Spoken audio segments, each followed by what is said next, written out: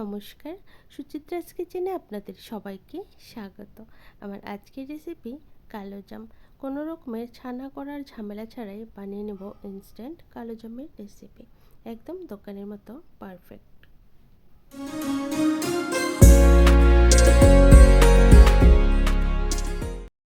কালোজাম বানানোর জন্য সবার প্রথমেই আমি 1 বাটি নিয়ে নেব গুঁড়ো দুধ।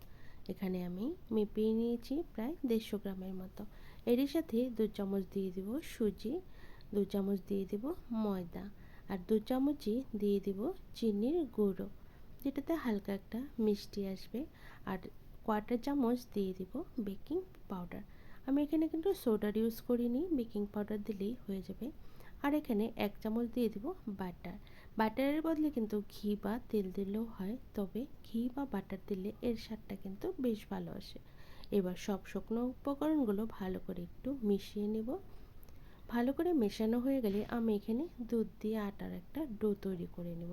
এখানে আমি প্রায় হাফ গ্লাসের মতোই দুধ নিয়ে নিয়েছি ওপরের সর সহকারে। এবার আমি অল্প করে দুধ দিয়ে চটচটা একটা ডো তৈরি করে নেব, ঠিক এই রকম। এবার এগুলোকে একটা সাইডে রেখে দিলাম। এখানে যে আমি দুধ নিয়েছিলাম পুরোটা কিন্তু লাগেনি, তারও আধা বেঁচে গেছে, এটাকে সাইডে রেখে দেব। এবার 10 মিনিটের জন্য রেস্টে রেখে দেব। 10 মিনিট পর সুজিটা যখনই একটু ফুলে উঠবে, এবার হাতে একটুখানি সাদা তেল নিয়ে একটুখানি মেখে নেব, যাতে গোল করে পাকানোর সময় হাতে লেগে না যায়। এবার এখান থেকে ছোট ছোট করে লেচি কেটে আমি কালোজামগুলো পাকিয়ে নেব। প্রথমে গোল করে দিয়ে আমি একটা লম্বা লম্বা শেপ করে কালোজামগুলো বানিয়ে নেব। এরকম করেই আমি সবগুলো কালোজাম বানিয়ে নেব।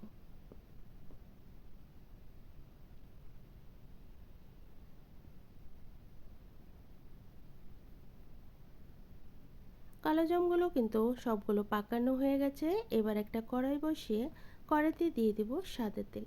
তেলটা কিন্তু খুব বেশি গরম করব না, একটু হালকা গরম হলেই আমি এখানে দিয়ে দেব কালোজামগুলো। প্রথমে 30 থেকে 40 সেকেন্ড এভাবেই রেখে দেব, তারপর একটা চামচের সাহায্যে আস্তে আস্তে করে নাড়াচাড়া করে দেব। প্রথমে দিলে কিন্তু ভেঙে যাওয়ার চান্স থাকে, তাই আমি এইভাবেই রেখে এবার একটা কালচে কালার করে ভেজে নেব। এখানে কিন্তু আমি কোনো রকমের কালারের ব্যবহার করিনি, কারণ এটা এমনিতেই কিন্তু ওপরটা ভাজতে ভাজতে কালো হয়ে যাবে।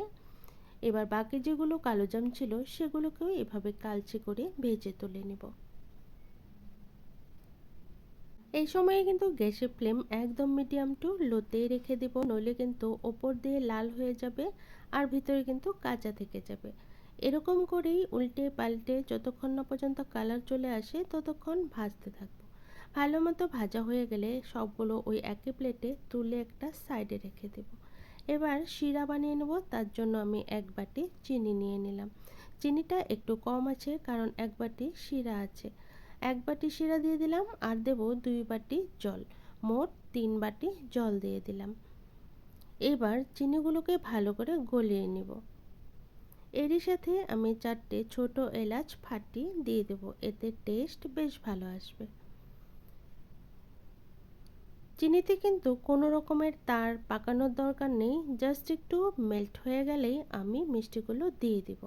ভালো করে বয়েল এসে গেছে। এবার যে কালো জামগুলো বানিয়ে রেখেছিলাম ভাজা, সেগুলোকে দিয়ে 10 মিনিট ভালো করে জাল করে নেব। এতে মিষ্টিগুলোর ভিতরে সুন্দরভাবে রস ঢুকে যাবে। 10 মিনিট হয়ে গেছে। এবার গ্যাসের ফ্লেমটা বন্ধ করে নেব।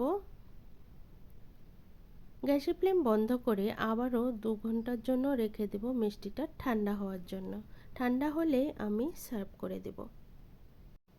2 ঘন্টা পর দেখুন মিষ্টিগুলো কতটা সুন্দর হয়েছে আর রসটাও কিন্তু টেনে নিয়েছে। একদম হাত দিয়ে চেপে দিলেই বোঝা যাচ্ছে কতটা নরম হয়েছে। এবার একটা একটা করে মিষ্টি তুলে আমি মিল্ক পাউডারে লাগিয়ে দেব। এতে করে দেখতে আরও বেশি আকর্ষণীয় লাগবে। এখানে চাইলে খোয়া ক্ষীর দিলেও হবে, আমি যেহেতু শর্টকাট বানিয়েছি তাই এখানে মিল্ক পাউডার লাগিয়ে দিলাম। এইরকম করে বানিয়ে খেলে আপনার মনেই হবে না যে আপনি ঘরে বানিয়ে মিষ্টি খাচ্ছেন, মনে হবে একদম দোকান থেকে কিনে আনা মিষ্টি। আমি একটা কেটেও দেখাবো, দেখুন ভিতরটা কতটা সুন্দর হয়েছে, কোনো রকমেরই কিন্তু গুটি নেই। আমার চ্যানেলে নতুন বন্ধু হয়ে থাকলে চ্যানেলটাকে সাবস্ক্রাইব করার অনুরোধ রইল।